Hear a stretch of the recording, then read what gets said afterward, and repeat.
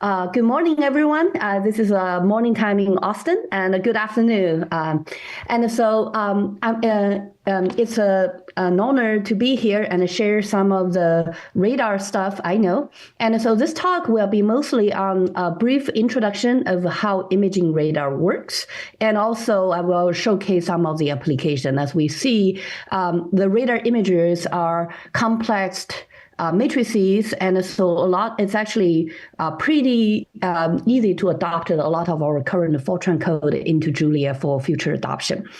And so as a start, I would like to first talk about how imaging radar works. So this is what we call the synthetic aperture radar. So from the spaceborne synthetic radar, at a time when the satellite will fly over an area of interest, and the imaging radar compared to the radar altimetry will look sideways. So there's a vertical instead of looking directly downward and receive echo reflected directly at the nadir direction. We will look sideways, and instead it will illuminate an area of interest that is showing in this swath of in yellow. And typically, depending on the antenna design, this swath is about tens of kilometers to about hundreds of kilometers. And that is why imaging radar can actually cover a huge area of interest with a single path. And periodically, the satellite will send out pulses that is traveled through what we call the radar line of sight direction. And at a slightly later time, and at every ground pixel, it will receive echoes reflected for the amplitude information and the phase information. And when we put these pixels together, and what we get is a synthetic aperture radar image. And the algorithm can achieve a wide coverage because the ground swath is quite wide. And also we can actually distinguish a ground pixel that is typically meters apart. And that's why it can have a very broad spatial coverage and also a very high spatial resolution.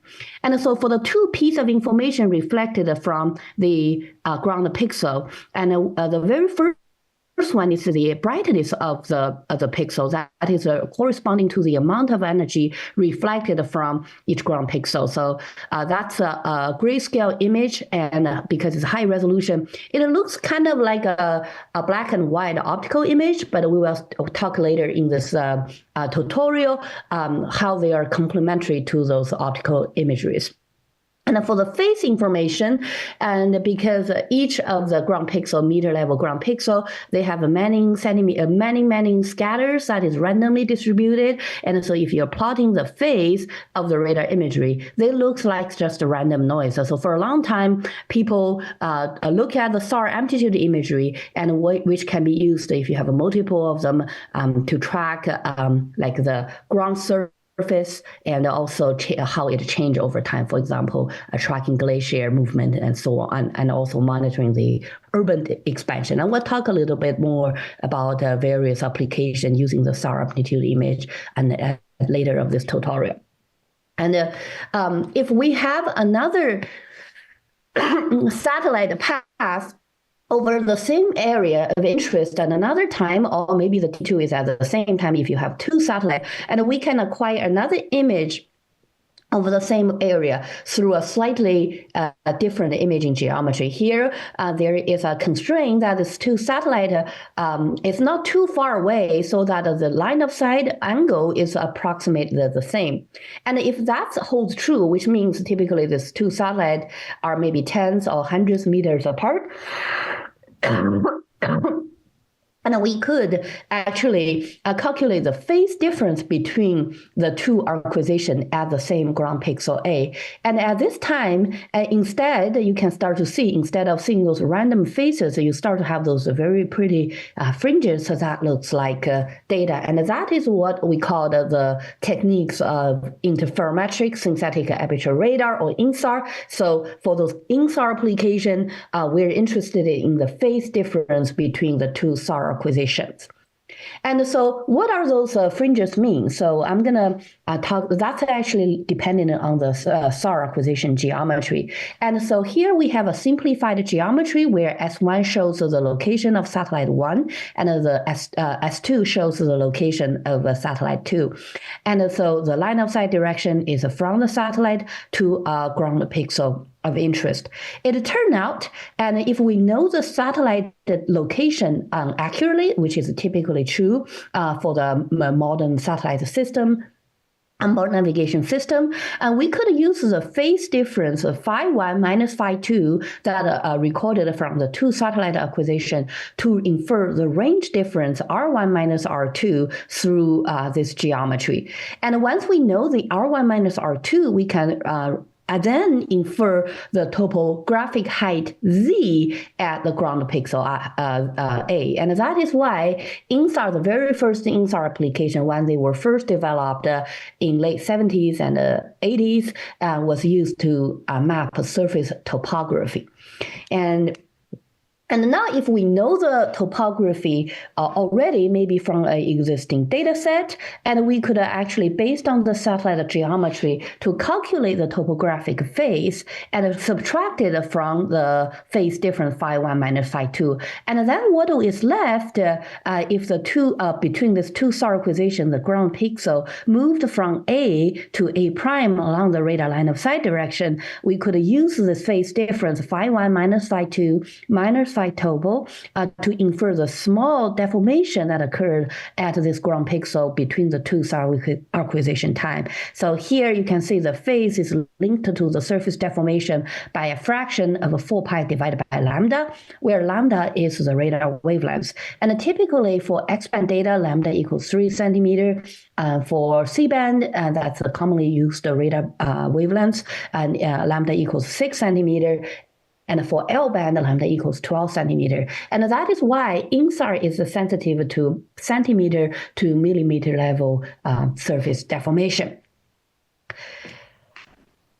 So here is a chart of the available SAR data from recent satellite mission. And you can see we have those kind of satellite mission data available since the 1992. That's the launch of the ERS-1 mission.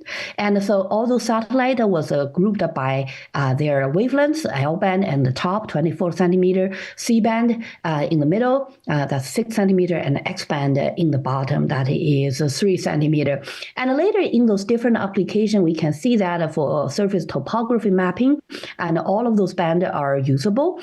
And also, but for some of the interpretation for certain application, one particular band will be desirable.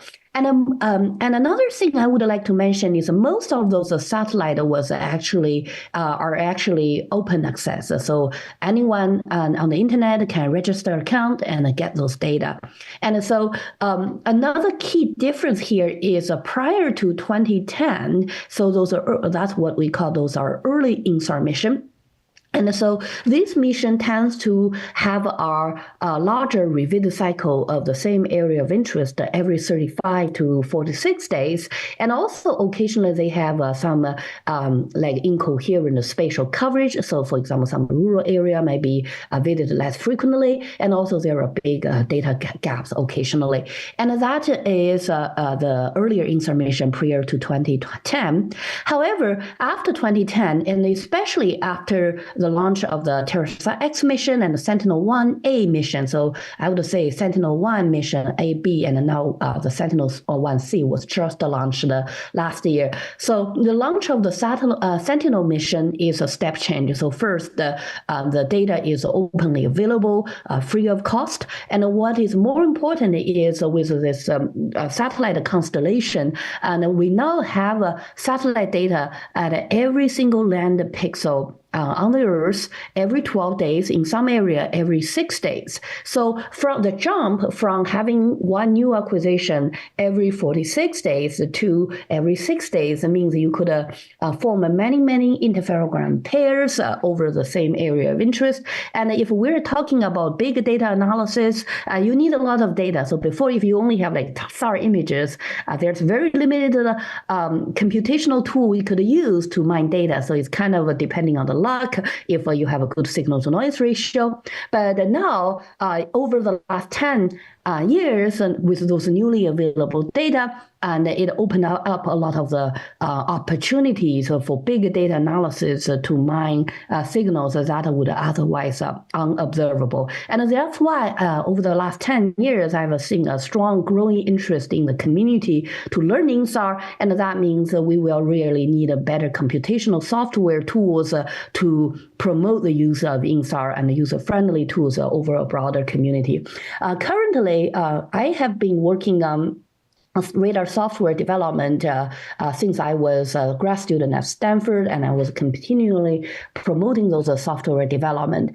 Currently, a lot of those software are written in Fortran with a paralleled OpenMP parallelization, and I believe those kind of computing architecture, because a lot of the processing need to be done at every single pixel in those radar images, which are stored as complex matrices. I think there's a good potential to adopt those existing code and modernize it in Julia. So I look forward to collaborate with the community to move those user-friendly software forward. But for the rest of the talk, I would like to first showcase what we can do once we have these kind of tools and the data available. So radar in remote sensing application, people has been long known, they are very useful. So the very first thing I would like to know is there is a huge development in the last 10 years over the field of satellite geodesy. So not only we have a lot of the radar imageries, we also collected a lot of high resolution optical imageries. So here I would like to briefly talk about the difference between the two and then give you an example. So firstly, I would say they're both usable, and in many cases they are complementary. So the radar energy scatter of the materials differently from the optical imagery. So that is why over the same area of interest, the optical image and the radar image will look so different. And certain features will be better notified in from one sensor versus the other. And when you have both imagery available, and all we care is to mining as much information as we can, and typically will provide a better discrimination of the surface feature. And the second, optical imagery is optical sensor is a passive sensor, and so the radar imagery is an active sensor. So the difference between these two is that when you have a digital camera, it doesn't come with its own transmitter, and it didn't send out any signals on its own. Well, instead, it's just to collect the photons which require illumination source such as the sun. And instead, for the radar, it carries its own transmitter, sending out the pulses and receive the echoes. And that's why it works equally well in daytime and nighttime. And later on, we are also going to talk about and also the reason, and in a later slide, that also for the radar frequencies, it actually sees through clouds and precipitation easily, while the optical imagery, if there's a heavy cloud, all you see is the cloud. So it works well in those kind of severe weather conditions for radar imageries. And also, later on, we are not gonna talk about this, but for the SAR synthetic aperture radar works, there's a very surprising fact that we mentioned the SAR imagery can achieve very high resolution, sub-meter level to meter level resolution, and this is independent of the wavelength. So you could achieve this kind of wavelengths depending design a radar sensor using X-band sensor or L-band sensor, and also you could achieve this kind of resolution basically whether you're using airborne when you're closer to the target or spaceborne when you're far away from the target. So this is an intrinsic property for the SAR algorithm. And so those are some key difference. And here I want to show you an example of the optical imagery over the San Francisco Bay Area. And so you have this kind of data from Landsat, since several generations of Landsat data and a lot of the commercial satellite imagery, such as digital globe. And so what we can see here is that for the optical imagery, what you see is a colored image that contains maybe the texture of the information and the color of each pixel. And so what we can see here is this cross is a San Francisco airport, and also you can clearly identify some of the urban region and the vegetated region as well as the water surface. And here is our ERS SAR image over the same area of interest. And later on, we are going to talk about some from the first order physics principle, how to interpret this data. But for the first look of this image, and we can see it looks quite different from the optical imagery. And that's a good thing, because if they look the same, then we probably don't have need the SAR imageries here. So what we can see here is that this cross is the San Francisco runway actually appear really, really dark. And the ocean here looks fairly bright. And once you're going to those bay and those calm water looks fairly dark as well. And typically the city region, they have very bright scatters. And so they look pretty bright. And also along those rural area, and you see these lines along those ridges. And we are going to talk a little more about why this is the case. But here is what we see from those SAR imagery. And to properly interpret those SAR amplitude image, that requires us to go back to know how SAR, the radar acquisition works. So the amplitude image, typically what we see is a grayscale brightness of the radar image in terms of the normalized radar cross-section, or what we call the sigma zero, the backscatter. So to interpret how the sigma zero actually is going to be controls the received amount of energy, we need to go back to the radar equation. If you look at a radar book, usually that shows up in chapter 1, and depending on the system design, there are many, many different forms of the radar equation. However, they all kind of works more or less the same. So I'm picking up a simple expression here, and to give you a little bit more physics intuition of what is going on. So the radar equation essentially is a way to calculate the received signal to noise ratio from a pixel of interest. So the terms on the top is related with the amount of like energy, like from like the PT, GT, ARA scat sigma zero divided by 4 pi r squared. This term is what we receive the signal amplitude, and then the KTB is actually the thermal noise term. So the very first term, PT, is related with the transmitter's power. So radar carry out its own transmitter. So if you have a larger transmitter that emit a larger pulses, and you're going to receive a brighter signal. So that's and the G of T is the antenna gain. So usually when you're sending out pulses, you don't just send it out all over the space. You typically have a preferred direction you're looking at, and that's why you could concentrate energy in this area. And A of R is the size of your antenna. So a larger antenna typically means and you can broadcast your signal more efficiently. And A scat is your size of your scatter. And for the imaging radar case, that's the size of your pixel. And then the sigma zero term is the radar backscatter that we actually see in the previous image. And then for the bottom, there is a 4 pi r squared times the power of 2. So that basically says if you have the same radar system trying to get a return from a target, the further away you are, and the smaller the signal, the amplitude of that will be. And it decays pretty fast because you have a two-way travel, and so it goes with the r to the power of 4th term.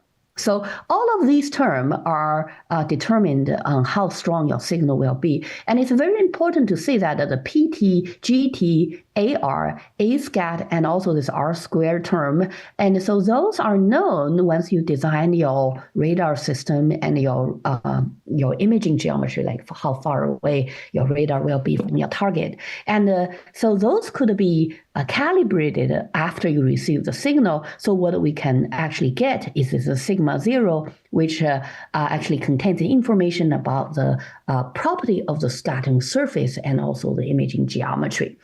And the last term, KT system and B, and so this B is the bandwidth of the signal, K is a constant, Boltzmann constant, and T system is the thermal temperature. So KTB is also a thermal noise term from the system, which could be actually measured before you deploy the satellite. And that's why we have this term, and everything else other than the sigma zero is really with the radar signal itself. And also, I want to mention that based on our algorithm, typically once you design imaging radar signal, the SNR is typically pretty high. So you're not going to worry about like once you get an image, it's also already usually pretty clear, and you would not think about the thermal noise would dominate. Usually that's kind of the design of the system design to make sure you actually have a sufficient SNR for the imaging radar system.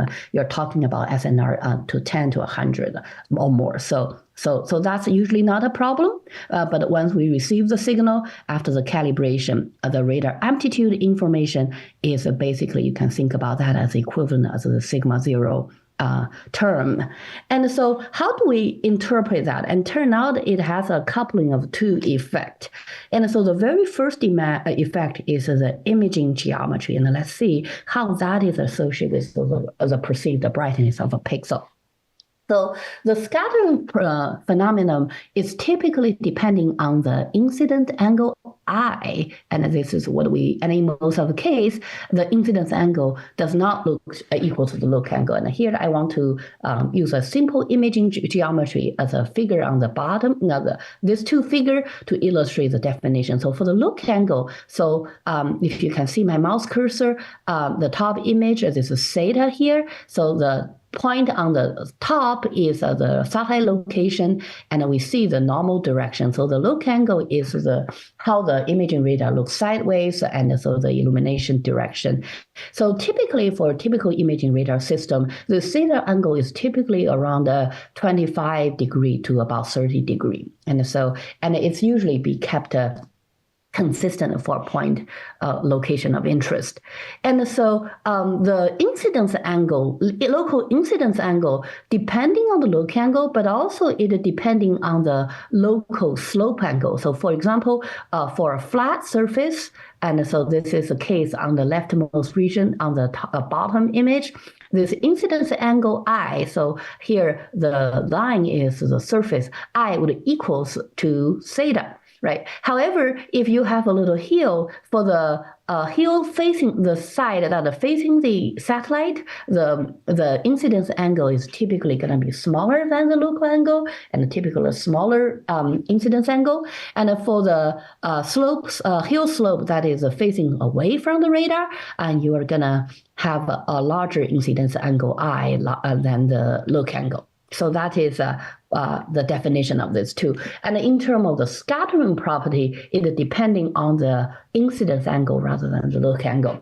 So for the same surface, and so if we plot a typical curve of how sigma zero, that's the radar backscatter, is changing versus the incidence angle, we will get a curve that looks like this kind of a decay. And what you can see here is that so the incidence angle increase and the brightness gonna decrease. And usually for a particular type of the material, you could actually also measure those kind of curve in lab. Or like for a field test, you could do some calibration and measure something like that, or by like survey the same area of interest with a different incidence angle. And so what it says is that if you're directly look downward, and you're going to get a really bright return, right? And so, however, as you look increase your incidence angle, most of the energy going to scatter forward, and there are going to be little energy scattered back. And because of that, in SAR, the SAR amplitude imagery going to be very, very sensitive to local topography because as you just across those ridge lines, the incidence angle gonna change from a very small one suddenly to a larger one. And that is why earlier when we see this San Francisco Bay Area, those ridge lines are very, very visible in the radar imagery, but it's not as visible in this optical imagery.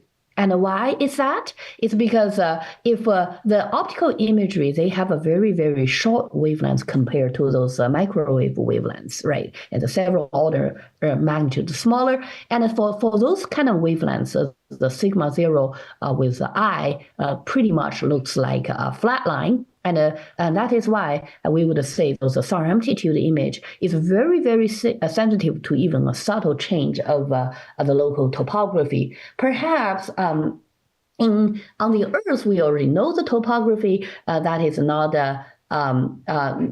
doesn't really add any additional information, but those kind of SAR sensors are also on board on a lot of the planetary science mission, especially for survey Venus. So we're going to actually have 2 SAR mission that will be launched to acquire imagery over Venus in the next 10 years. And so with the thick atmosphere, and the optical imagery would not be able to see through the atmosphere, but the SAR image will be able to see the condition on the surface.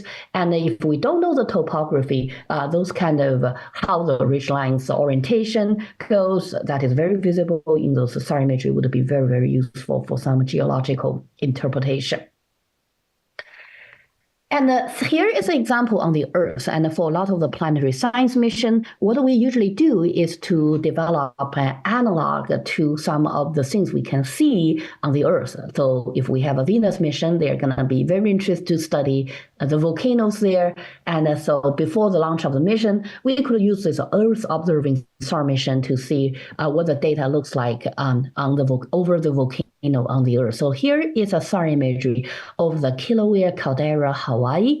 And what you can see clearly is that for the slope that is facing the radar, and we, based on this imagery, we can immediately know the SAR flight direction is probably on the west side and looks sideways. And so flight direction here looks this way. And that's why the slope that is facing the radar would look very, very bright. And for the hill slope that is facing away from the radar will appear dark or even shadowing. So if you have really, really steep hills, the microwave will not be able to reach to the shadow region, and those areas would appear completely black. And another thing I would like to notice that compared to the optical imagery, the SAR imagery actually looks fairly speckly. And this is because even for the same surface, if you're acquiring data, for example, 10 times over the same pixel, you're not actually going to get the exact same amplitude return. In fact, the radar measurement itself is actually a statistic, actually a random sample from a statistic distribution. So we would say a particular pixel maybe tends to be brighter, but in certain acquisition, it can also get a dark one. And that's why this speckles itself is interesting, because if you have a multiple SAR imagery and you could plot the amplitude distribution, and typically we say this is from actually a relay distribution based on those radar scattering theory, and those distribution, the shape, the mean, the variation of the amplitude over the same kind of area of interest actually also contain a lot of useful information as well. And if you would like to actually get rid of the speckle to see a more coherent optical imagery like a picture, usually you will need additional filtering as well. And now we know for the same type of surface how the brightness actually change with the incidence angle. And another thing is for different type of surface, those curve actually looks different. So the first order, and here I'm showing you just those are based on the empirical relationship, many field tests. If you have a smooth surface, the curve would look, so you will get a really, really high amplitude return for small incidence angle, and the amplitude would drop quickly as the incidence angle change.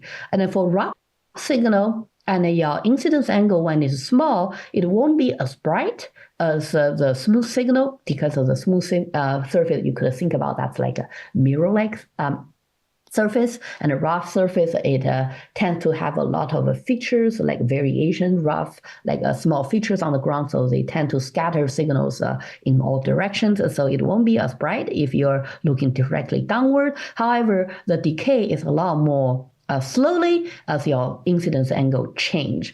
And because the radar satellite typically is looking at a look angle of 30 degrees, and given the known topographic slope on the Earth, so for most almost like all the cases for those imaging radar data, we are actually averaging typically for the incidence angle, the rough surface would looks very bright for those imaging radars mission compared to a smooth surface. And that itself allows us to do some land cover classification on the search. For example, for this particular image, this is a RadarSat C-band data. And what we can see here is that there is a very bright band of data that is the limestone surface. And all those darker area are the mud area, so that tend to be smoother. And if we look back, if we recall our older San Francisco area, those airport runway looks very, very dark. And that's actually true for all the airport runway globally, and that's the reason is that for airport, you really like to have a smooth surface for the airplane to take off. So they tend to surface to be really, really smooth, and that's why they look super dark. And also for those water surface, if it's in a very calm lake or in a bay, they are mirror-like on the surface. So that's why those surface also looks very dark. And because of this property, those star imageries are often used to map flood. And because they tend to be a darker region once it's getting flooded. However, that's not always the case, because for the very rough surface, like the ocean on a windy day in that San Francisco image, the water surface can actually appear also very bright. So it's really the surface roughness that matters rather than whether it's water or no water. And also, this is outside of my expertise, but there is a lot of people would like to build a different scattering model to better interpret the received echo at a different condition. And so they have those forward model to simulate what the distribution of the amplitude you would get, and then they could use those forward model to compare with the actual measurement, maybe through an inverse problem, and to better understand the surface properties. So there are double bounds. So those are typically common in the city area when you have tall buildings. So that's why the city actually appear very bright in many cases. And those double bounds can also show up when you have a large tree trunk. So those wetland with trees in it, and even it is a water surface because of those double bounds algorithm, and they actually can appear fairly bright as well. For those forest area, there are a lot of tree branches, leaves, so they're actually working on volumetric scattering of a tree. So in that way, it appear to consider as like a very rough surface, and so that's why they tend to be bright as well. And also you could actually using those scattering over snow or glacier to better understand maybe the snow distribution and also the density of the snow. And another thing I would like to also mention is that for some of the extremely dense vegetated area, the scattering from this area can be considered the roughest area on the Earth, because there are so many scatters at different heights with different trees. And that's why when there's a very, very rough surface, if you're seeing those curve here, it equivalently when the roughness goes up, the sigma zero curve flatten out, which means in those areas, your received brightness of each pixel will no longer depending on the incidence angle. And that's actually one reason this Amazon forest was actually used to calibrate multiple SAR sensor, so that like when you have a different radar design and you get some relatively amplitude brightness, and if you want to compare those signal data from different platform, and those extremely rough surfaces is a good area for calibration. Lastly, we would like to talk a little more about the wavelength dependency of the black scatter. So here is a figure. And so basically, when the radar wavelengths, and so we usually talk about the horizontal axis here is the particle size versus the wavelengths. So one means the particle sense that you're scattering the signal is equivalent to the radar wavelengths. And then the vertical axis is the scattering efficiency. And what we can see here is that you can really start to have a lot of scattering going to happen. So when you're reflected the signal away, like start to have those scattering rather than go directly through it, when the particle size is comparable to the radar wavelengths or larger. So when the particle are too small compared to the radar wavelengths, there's not going to be much scattering happening. This curve actually drops very quickly, and that's why the microwave just treat those particles as not there. And interestingly, and this is actually the reason that the radar can actually see through cloud, because for the microwave, those wavelengths is at the order of centimeters. And so these are actually comparable to the ice and the water droplets in this cloud, right? And so, but however, if you're talking about the optical sensor, so those optical wavelengths is much smaller than centimeters. They're several orders smaller, so those particles would appear to be much larger compared to the wavelengths, and that's why no scattering actually occur at the optical wavelengths, and you actually just the scattering. So the droplet are much smaller than the wavelengths, and so that's why no scattering occurs at this cloud, and it is directly see-through. But those droplets are large compared to the optical wavelengths, and that's why the scattering occurs, and the signal will not be able to penetrate. I'm sorry, I might mixed it up, but the sentence here, and also from this plot shows that. So basically, you can only scatter when the particle size is larger than the wavelengths. So also for the radar wavelengths, and that means because of the scattering efficiency occurs at a different size of the scatters. And so if you have a multi-band, sensor, so with X band, L band, and P band, and then you're acquiring data over the same area, and that allows you actually survey a different part of the forest region. For example, maybe there's a pine forest area, and if you're using X band lambda equals 3 centimeter, this wavelength is comparable to those leaves at the canopy top. And so once they reach there, scattering occur, and the waves, those X-band signal will not be able to penetrate much deeper than the top of the canopy, and most of the return is coming from those leaves. However, if you're using C-band, that's a C-band, 6 centimeter, and you were able to actually go through to reflect the back a lot of the signal from a larger, scatter, which typically means the smaller branches on the trees. And the L band, and you're talking about the 24 to 27 centimeter, and that allows you to actually survey some, get energy reflected back from those major trunks, larger branches. And as you are going even further, you're really going to be directly penetrated more, and to see the surface and also the bigger scatters. And as an example, here is the two radar imageries are quite over Midwest in a lake area. And so from C-band, that is on the left, and L-band, 24 centimeter on the right. And we would like to mention that a tornado actually passed through this area and destroyed a lot of the forest roughly 10 years prior the acquisition of those imageries.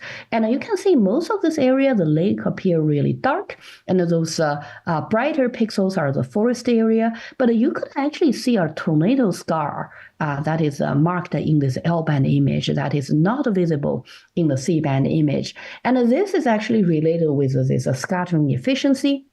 It's because after the tornado actually destroyed all the trees in those paths over 10 years, some smaller tree regrow. However, the time it's not sufficient for them to get those bigger tree trunks, but those smaller branches already there, and that's why from the C-band radar that this tornado path looks not different from the surrounding area because they have those leaves and smaller trunks. However, due to the lack of the major trunks, and you could still see a darker scar over this tornado path just because 10 years is not sufficient to grow those bigger trunks. That is where the L-band data is reflecting through. So that's kind of give you an idea why those multi-pass, multi-band SAR sensor are very important for survey forest area. And in fact, I think there's a large community trying to use those SAR return to estimate the global biomass, maybe from different portion of monitoring the vegetation health. And lastly, I would like to mention that for depending on the area, you have to know the dominant control for the brightness. For area like with agriculture, and so the brightness of your return for the same surface also greatly depending on the composition through the dielectric constant of the scattering medium. What I'm showing here, those are empirical model. Basically, you're controlled with a soil moisture sensor on the ground and also the backscatter signals, and so they derive those empirical relationships. So what it's saying here is that when you have a wetter soil, the surface tends to be brighter, and that's why if you're having the agriculture area, the sand measurement, because if the topography, the surface slope remain the same, and so you control that, and typically those agriculture areas are flat. Right, and so after watering and when the soil moisture is high, you can actually see a brighter return from these conditions, and that helps us to also monitoring the vital zone, the soil moisture there, and by building some forward model, and so people has been using those SAR amplitude image to solve for the actual soil moisture that is comparable to some of the in situ sensor, and the idea is if you were able to establish a relationship, you could scale up instead of have those localized sensor, and you could perhaps getting a global map of the soil moisture and at a different time. So lastly, I just basically showcase some of the application for interpreting the amplitude image. For my own work, mostly I'm working on interpreting the phase difference between, you can just grab two SAR acquisition of the same area of interest using similar imaging geometry and calculate the phase difference. And so those phase difference was used to measure surface topography and surface motion. So here I'm showing the figure A. That's what we call an interferogram. And so what you can see for the first order is basically you get the two SAR imageries, you co-register them so they are aligned together, and then you calculate the phase difference, and this is what you get out of that. So in the ocean area, because the surface, the water surface, those kind of algorithm doesn't work very well in the surface area because the surface change too much and it's not stable. And so, but in the land area, so this is Kilauea, Hawaii area, and you can see that the first order, those fringes looks like those contour lines. And by walking through the satellite imaging geometry, how far away the two satellites is, you could actually translate those fringe lines into topographic height. So for example, in certain condition, perhaps each green to green that's corresponding to maybe 100-meter elevation change, something like that. So that's why INSAR can be used to measure the surface topography.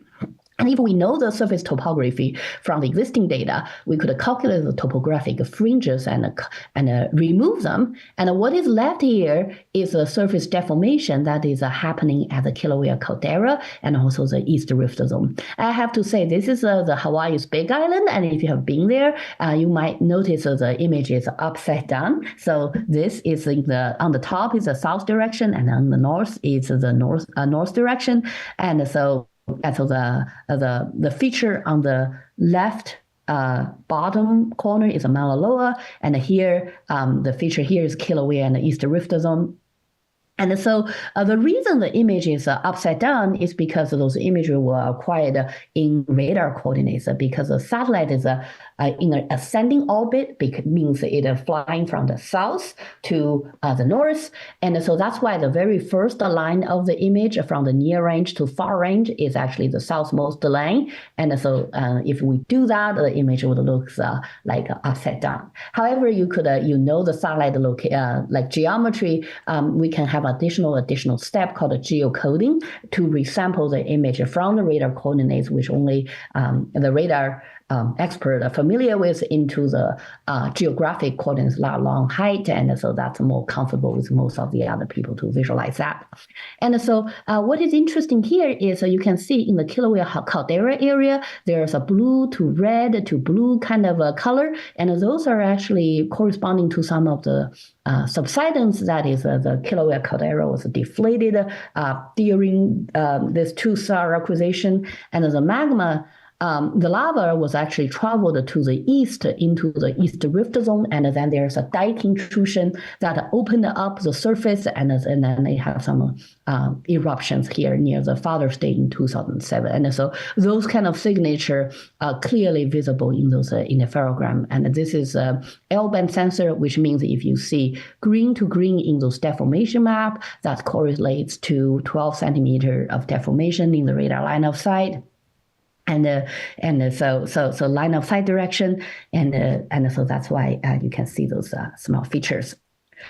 And so for mapping topography of and deformation, I would like to first commenting on mapping the DM, because most of those information launch was trying to map a surface deformation. So they're flying over the same area of interest at a different time, and then we would remove the topographic phase using an existing DEM. However, if you have a two-star acquisition, two satellites flying over the same area, right, and the phase difference could be used to generate the DEM, because if you are acquiring data at the same time, there's no deformation, and the other noise term would look similar. And so in terms of using generating global DEM, which is actually having some emerging interest again, and we're talking about three major techniques. So the very first one is optical stereo instrumentation. So basically you have multiple optical imageries, and you know the acquisition geometry, and the same target would appear at a different location. By measuring this offset, you could reconstruct a depth image and recover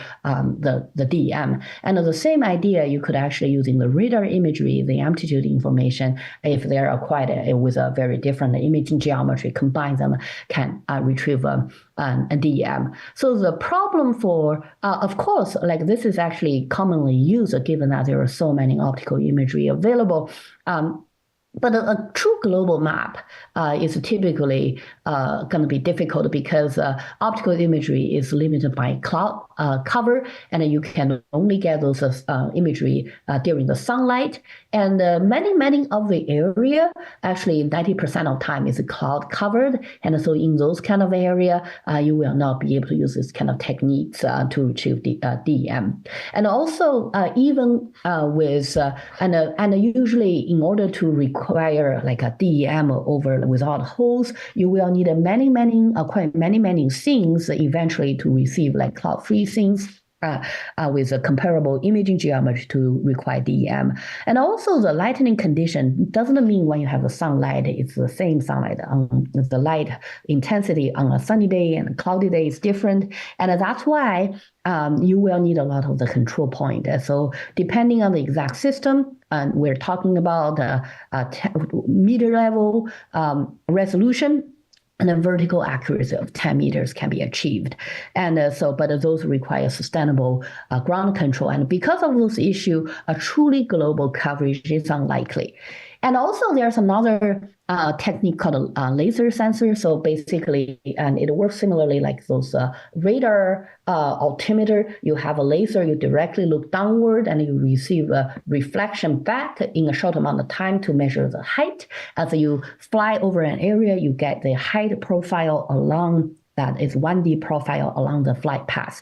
So those laser sensor has a very high vertical accuracy. We're talking about sub-meter accuracy. This is the best accuracy we can get over a larger area. And however, laser, they're limited by the same condition because they're at the visible wavelengths, right? And so noted by, so they're affected by the atmospheric cloud limitation, heavy weather.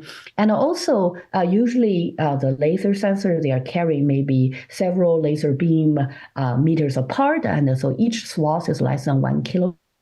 And so because it's essentially, instead of having an image, it is a 1D profile. In order to have a global coverage, you will need many repetitive flights, which makes the global coverage feasible. However, those kind of setting can be useful if you're interested in a very localized area where a dense survey is possible. And also it will be useful if your area do not have a lot of changes. So for example, in the interior of the glacier, the DM doesn't change. It's relatively flat. The slope is small. So that in this kind of a case, you don't need many measurements in order to construct the height. And that's why there is a LiDAR mission called ISAT was launched to retrieve the DM. Mostly it's called ISAT because they're interested in those kind of a polar ice region. And for radar interferometry, like because this is what we do, it's not limited by cloud coverage, and it can achieve a required resolution like meter level resolution, tens meter of resolution, and a meter level accuracy in a measurable red time. So that's why, to my opinion, this is actually a very ideal candidate. For example, SRTM mission was actually launched in 2000. This is a open access data many people are still using nowadays. You have a shuttle with a radar transmitter in the main shuttle. It has a receiver in the shuttle and another receiver on a metal rod 10 meters length, and another receiver that form a baseline. So that's why you get two images at the same time from the two receiver, and then you can use that to acquire the data. The data acquisition over south 60 degrees south to 60 degrees north is only need 11 days with a 30-meter global resolution. So those kind of data can be acquired because each pass is tens of kilometers of swath, so can be acquired mapping the entire globe very efficiently. And a more modern one was a TandemX mission. Is still in operational service, but the data is not openly available. Is that you fly two radar satellite information and acquire data at the same time. This particular configuration, if you have good orbit control, can make the separation between these two satellites a little further. So the SRTM data, this length of the baseline is 10 meters, but for the SRTM data, this spatial separation is about 50 centimeters. And when you increase the baseline for mapping topography, it typically means a better accuracy of your deformation map.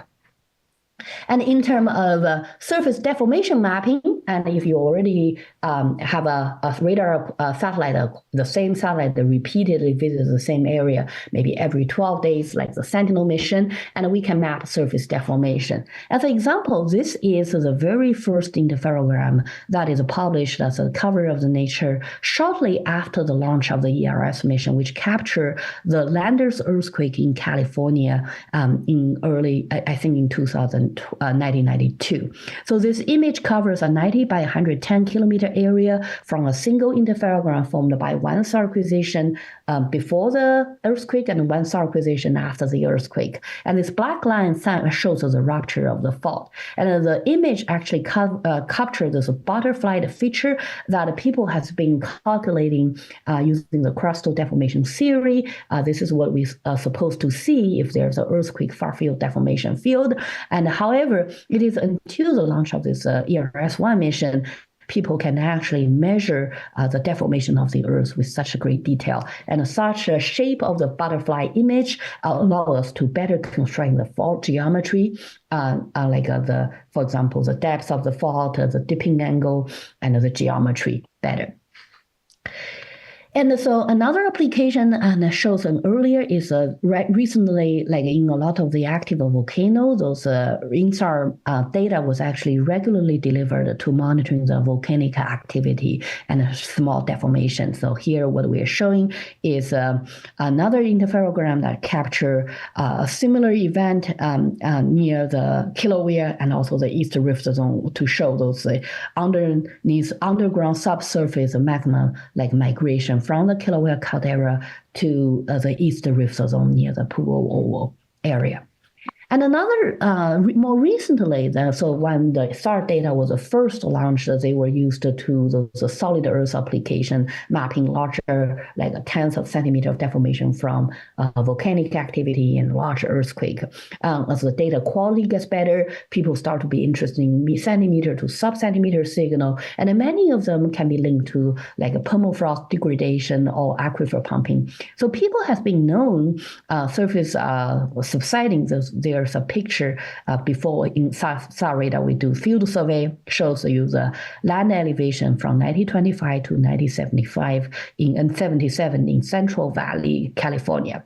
And as surface water sometimes extended drought, people start to rely on confine the groundwater pumping, and so you start to see those kind of subsidence in all over the world around the aquifers. So here what we're showing here is the land subsidence in San Luis Valley, Colorado during the summer pumping season, and the figure B in blue is the uplift we show in the winter recharge season. And in this area, we could actually, using the well data to calibrate those INSAR image and turn those deformation map into the actual groundwater level. So what we are showing in the bottom, blue is the actual groundwater well measurement, and pink, red, and green are the groundwater measurement inferred from the INSAR satellite data. And we can see they're consistent, and the availability of those satellite data allows us not only to feel the temporal and the spatial gaps of the data and allows us to go look back in time. And also for the Colorado case, we can actually see because of the local groundwater management, in this case, the groundwater actually remains stable, and that's actually one of the law requirement for sustainable management. Last of the list, there are two additional examples. So these two examples actually involve both the phase information and the amplitude information. So the INSAR data has been used to derive the glacier velocity in Greenland and Antarctica in areas with fast-moving glacier. The fringes, so those fringes actually are good for capturing centimeter level of motions, maybe within 6 days, right? But for some of the faster motion moving glacier, those fringes would be too dense and decorrelated. And in this case, you could actually use the SAR amplitude image and do the pixel tracking. You can do that with a radar image and optical image to locate the offset of the same feature over different images. By counting the satellite geometry, you could derive the velocity map for those areas. So both pixel tracking and phase measurement are used. So pixel tracking was used for larger motion, fast-moving glacier, landslide, and INSAR phase measurement were using to measure much subtle deformation, centimeter to millimeter style. And lastly, earlier we mentioned the SAR images has been used for land cover classification, whether you have a water surface or maybe rough surface. And what we recently found is you're combining information you could retrieve from both amplitude information and phase information, maybe some auxiliary DEM information. You could actually achieve a much better classification over like 9 different classes. This is an area for the Houston area. We were able to identify water, urban area, mixed urban, like suburban area, forest, and a different type of open natural area with different vegetation density. Such data will be useful, especially for coastal region, for stone search modeling, because of those different land cover types actually correlates to different roughness of the surface, and those roughness of the surface is a very important layer to be constructed for as an input data for the stone search models, because very rough surface area effectively can slow the stone search, and that's another active area we are working on in our group. So that's it, and it's a great pleasure to share all those study research with everyone here, and I'm happy to take a couple questions if there's any.